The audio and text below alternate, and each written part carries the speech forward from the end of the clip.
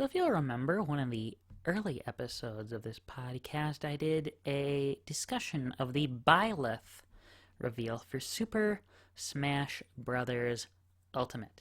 Well, one of the things I talked about I brought it up. It technically wasn't announced at that event.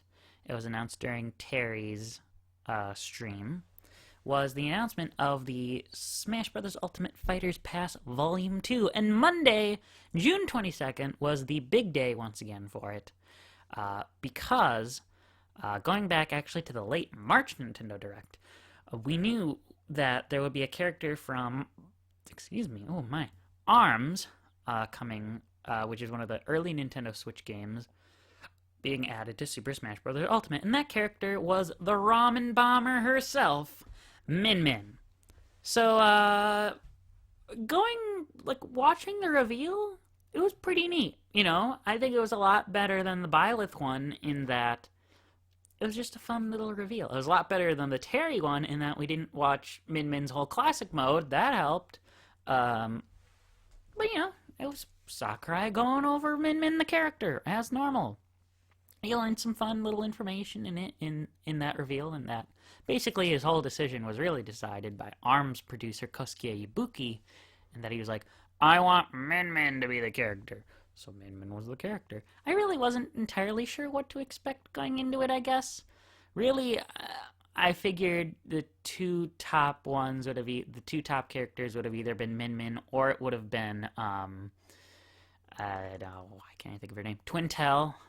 Just because then you get the benefit. I think that there's definitely some sort of representation angle going into picking these characters, and that, why did Ridley and King K. Rool get revealed? Not only because they're popular characters that people have been wanting forever, but they're also villains, which is something that Smash Bros. Needed a lot more of in its roster. And there were two right there. Two new villains added to the game. But another thing in general is that Smash Bros. Needs more female characters, and there you go. Here's another one to add to the pile. Good old Min Min from ARMS. I kind of thought maybe they'd try to go back and do Spring Man and Ribbon Girl as alts for each other, but I figured because Spring Man was an assist trophy that they wouldn't do that. It's kind of who I would have wanted, but that's just because my two mains in ARMS are Spring Man and Mechanica. But, it happens. It's fine. Min Min's a great character, and she's probably one of my new favorite Smash Brothers main playable characters. So one thing about it is because, as I've brought up many times during this episode, there's this whole COVID-19 pandemic. The whole presentation was recorded from Sakurai's house, and I loved that. Not because I want to see what this developer's house looks like in a creepy way. No, that's not it. It's just because you got to see him kind of show his goofy, nerdy little side, and that he has two big HD TVs sitting next to each other with it looked like 16 some odd consoles hooked up to it. You saw an Xbox One, you saw a PS4, and I think you saw a PS4 Pro too. You saw a PlayStation Classic, SNES. You saw a Super Famicom Classic, and he has an American SNES Classic edition system. And then there's just a bunch of other retro consoles. There was a Wii U hooked up. Of course, there was a Nintendo Switch. So a whole bunch of different stuff was there, and I thought that was pretty neat. And you got to see him be goofy later on. I don't know, do I have that in the notes here? Yeah, I do have that in the notes here. With something he does with his plant that he plays. He was like, yeah, I got to set up all these lights and cameras and stuff. And that was pretty neat. So, it's just nice to see someone who you think is this corporate guy being a human person for a bit. How about that trailer, right? That was a pretty good trailer. If only because they got Captain Falcon's voice actor to come in and record new lines. Now, if only he could record new lines for a certain new F-Zero game that's never going to exist, apparently. Where, it was it was Captain Falcon and Kirby eating ramen at the ramen shop, where it's instantly obvious, okay, it's going to be Min Min who's the character, because they're in the ramen shop that she works at. Good old Nintendo with an M, excuse me. Then, we see Spring Man and Ribbon Girl, I believe, fighting over in Spring Stadium until an invitation, a Smash Bros. Invitation floats in. And everybody tries to get it, kind of like the Terry video, but ultimately Min Min ends up getting it. She's costumed in like her worker uniform until she shows up in her real outfit and gets the invitation. It was just a pretty neat little trailer. And then at the end, we get to see Captain Falcon dress up as Min Min, basically in her worker attire, and that was a little weird but funny nonetheless. Min Min, yeah, good pick. Like I said, new female character, represents a new game on the Nintendo Switch. Technically, Byleth is still the youngest character, even though they're both from Switch games. And she's a unique little character. So let's just give an overview of like how she works. So Min Min still kind of works like a basic Smash character. She has like her normal aerial attacks, like a dive kick for her down A. But her basic A and B button attacks are pretty unique in that the A button only makes her punch her left arm, whereas the B button only makes her punch her right arm. And so she technically doesn't have any like specific side and neutral specials and like attacks because they both use her arm. But she still has a down special that lets her change her right arm. She has a tether recovery for her up special when she's in the air, and she does a big jump when she's on the ground using her up special. And she still has things like I can't think what it's called, but it's just like a combo when you're just tapping A quickly. So that sounded at first like that might be a little complicated, but as soon as I started playing her, everything sort of clicked, right? In that, like you just have to keep in mind that A is the left arm and B is the right arm. The thing that I'm not really good at that Sakurai showed off is that, like, because it's on a 2D plane, like you can punch forward with the left arm and punch backward with the right arm. That's not something I'm really good at. But in general, they work, and it's pretty neat. And I think those ideas represent ARMS pretty well, although obviously you can, I don't know if they needed, ultimately Min Min needed things just to work in Smash, like a recovery. That wasn't something that would be in ARMS. So yeah, she works. She uses some kicks too, like she has a reflective up smash for her kick, which is neat because she already uses kicks in ARMS, so that works pretty well in translating the character. Interestingly, the stage that was picked for Min Min was Spring Stadium as opposed to the Ramen Bowl, which is our actual stage in ARMS. Which, I mean, I get it because the Ramen Bowl, like, it's kind of a boring stage in that it's just, a bowl, literally a bowl. Where Spring Stadium lets you do some more neat stuff, and you can show things in the background, like there's a little sign that rotates through all the characters in ARMS through it with their logos and pictures of them and all that stuff. So that's pretty neat. But the stage design itself is just kind of a basic, not too different from Brawl's Yoshi's Island, but with like arches at the top of the stage that you can hit, and then there's springs on the edges of the stage, and one in the middle that will randomly pop up, which, I mean, that makes it interesting than just a couple of simple platforms, and I think that's considered a stage hazard, so that makes the stage technically tournament legal, I would imagine. I can't think of why it wouldn't be, but personally I think it's more fun with the springs on the edges of the platforms and the big one in the middle, because the thing about those springs is that not only can you use them to like jump super high, but you'll do like an impact hit into other characters if you hit them. So, again, pretty neat little stuff there.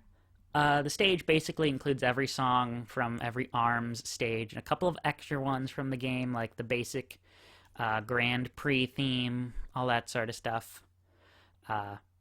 I actually really like the new mix of the Grand Prix theme. I love Ribbon Ring is one of my favorite songs from ARMS. The other songs, it's not like they're bad, but those two are just my favorite, and I want to hear them every time.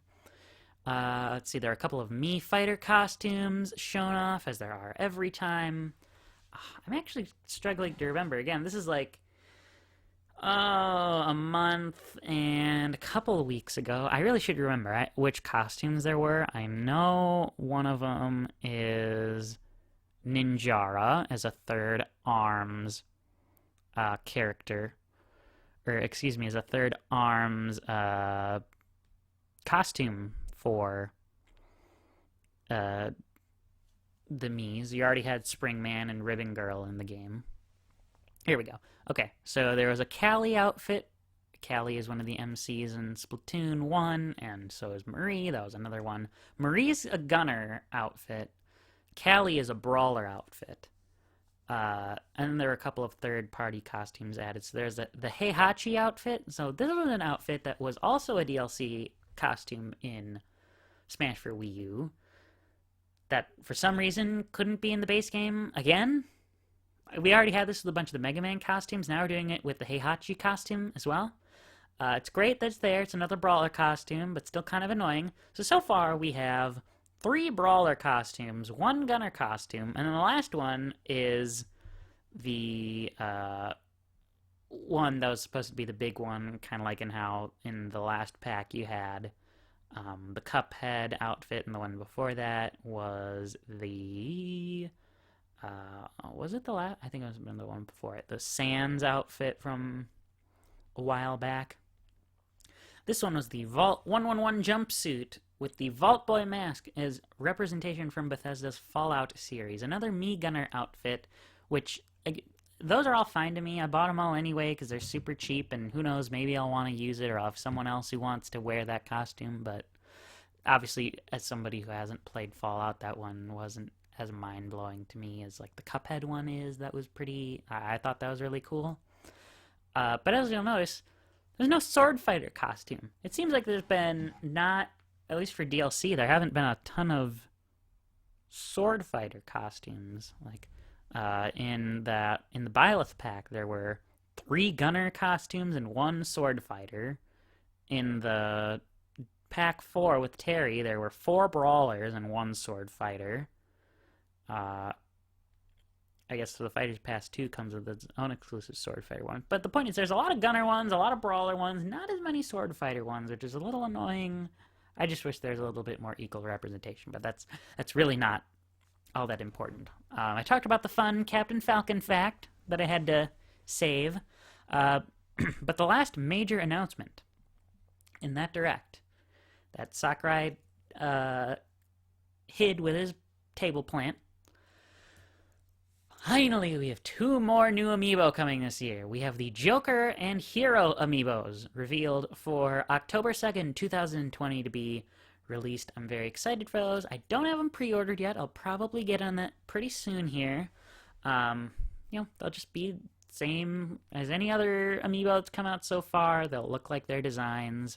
What's interesting to me is that these don't have any Player 2 designs. That was something that happened with Corrin, Bayonetta, and Cloud with the end of the Super Smash Bros. For 3DS and Wii U amiibo. Was they had, like, for Corrin, it was the male variant was the Player 1, and the female variant was the Player 2, and it's super ridiculously rare and expensive. For Bayonetta, you had her Bayonetta 2 costume, and their Player 2 variant was the Bayonetta 1 costume, kind of flipped around there. Isn't that funny? And then for Cloud, his Player 1 variant amiibo is his like basic Final Fantasy VII costume, and his second one is his Advent Children one. I thought they would do that again with Joker and have his regular Phantom Thief costume and have his school attire as the second as a Player 2 variant. That didn't happen. I'm fine with that though, because that's less money I have to spend and less time I have to try searching for it.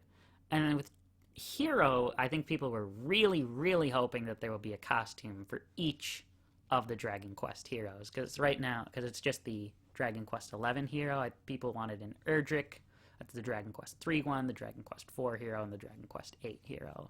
And, I'm fine without them, but I agree it would have been pretty neat. And there was a little tease Sakurai did in there. For whatever reason, I don't know why he did it, but I was, once he was saying it, I was, dreading what he was saying. A bunch of other people were, excited about it. He was like, there's no, alternate designs, because now we have, the new design for Zelda and Ganondorf. And I was like, oh, God, please don't, no.